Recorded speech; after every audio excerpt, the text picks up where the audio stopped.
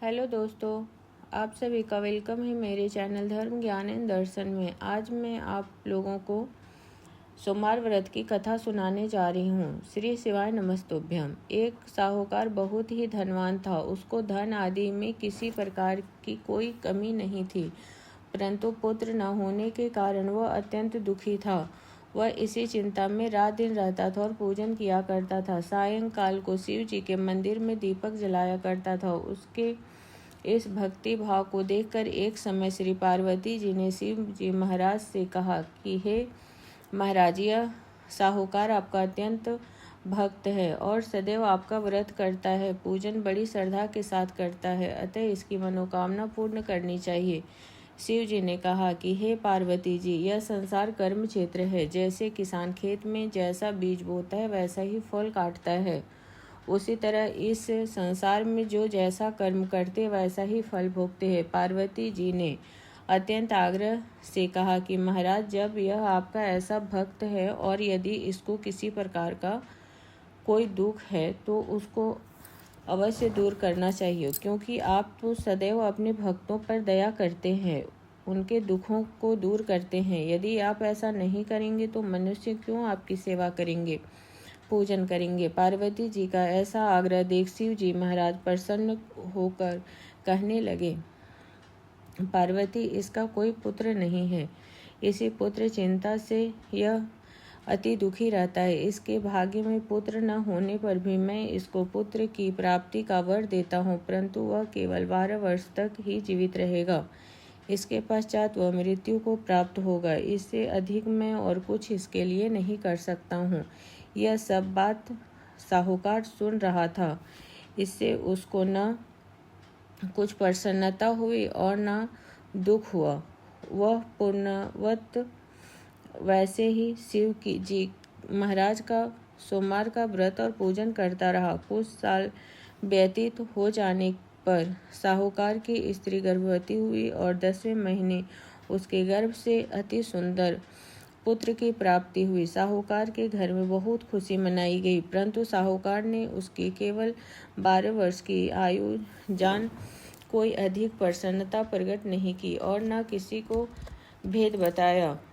जब वह 11 साल का हो गया तो उस बालक को माता ने उसके पिता से उसके विवाह के लिए कहा, परंतु वह साहूकार कहने लगा, मैं अभी इसका विवाह नहीं करूँगा, काशी जी पढ़ने के लिए भेजूंगा।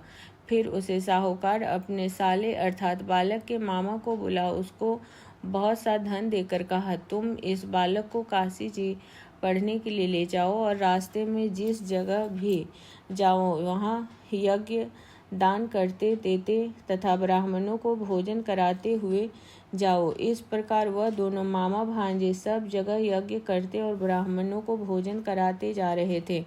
रास्ते में उनको एक शहर पड़ा।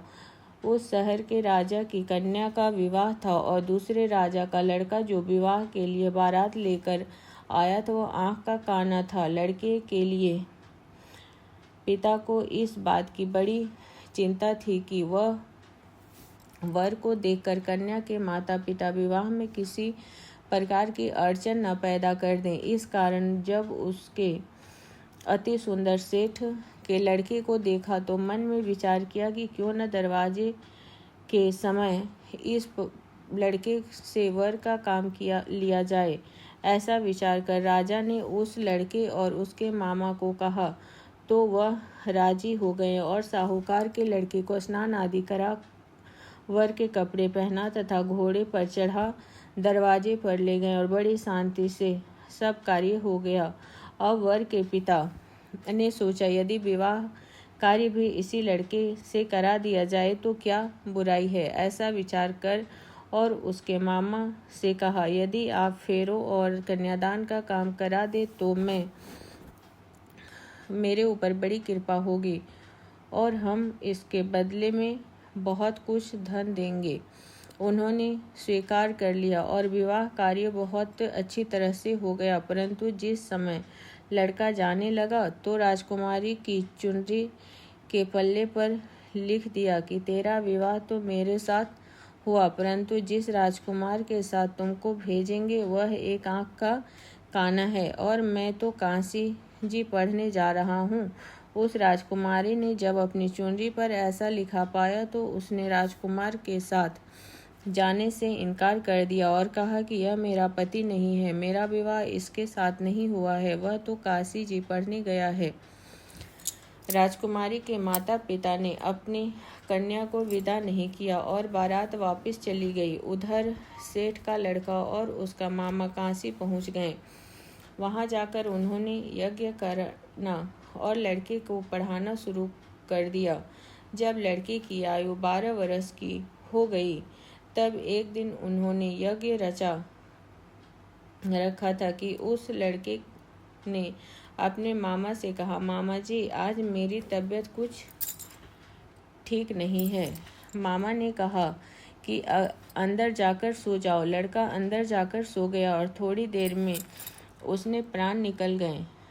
जब मामा ने आकर देखा कि वह तो मुर्दा पड़ा है तो उसको बड़ा दुख हुआ और उसने सोचा कि मैं अभी रोना पीटना मचा दूंगा तो यज्ञ का कार्य अधूरा रह जाएगा। अतः उसने यज्ञ का कार्य पूरा समाप्त कर ब्राह्मणों के घर जाने के पश्चात रोना पीटना प्रारंभ किया।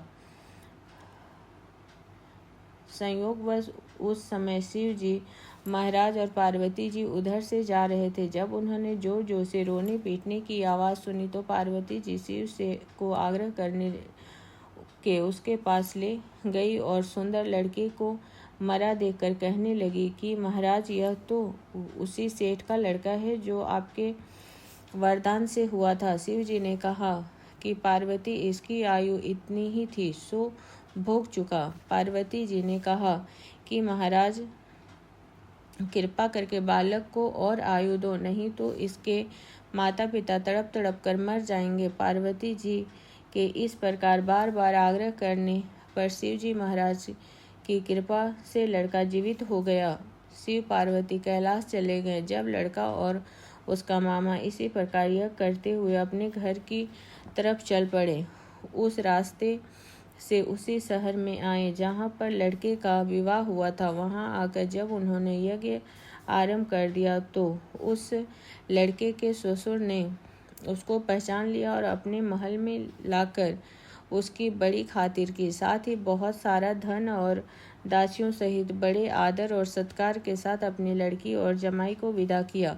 जब वो अपने शहर के निकट आए तो उसके मामा ने कहा कि पहले मैं तुम्हारे घर जाकर खबर कर आता हूँ। उस समय उसके माता पिता की घर की छत पर बैठे हुए थे और उन्होंने यह प्रण कर रखा था कि यदि हमारा पुत्र सकुशल घर आया तो राजी खुशी नीचे आ जाएंगे, नहीं तो छत से गिरकर अपने प्राण त्याग देंगे। इतने में उसके लड़के के मामा ने आकर सारा समाचार दिया कि आपका पुत्र आ गया है, परंतु उसको विश्वास न आया। जब उसके मामा ने शपथ पूर्वक कहा कि आपका पुत्र अपनी स्त्री तथा बहुत सारा धन लेकर आया है तो उस सेठ ने बड़े आनंद से साथ उसका स्वागत किया और बड़ी प्रसन्नता के साथ रहने लगा। इसी प्रकार जो कोई भी सोमवार का व्रत धारण करता है अथवा इस कथा को पढ़ता या सुनता है उसके दुख दूर होकर उसकी समस्त मनोकामनाएं पूर्ण होती है। इस प्रकार लोक में नाना प्रकार के दुख भोग कर अंत में सदाशिव के लोक की प्राप्ति होती है।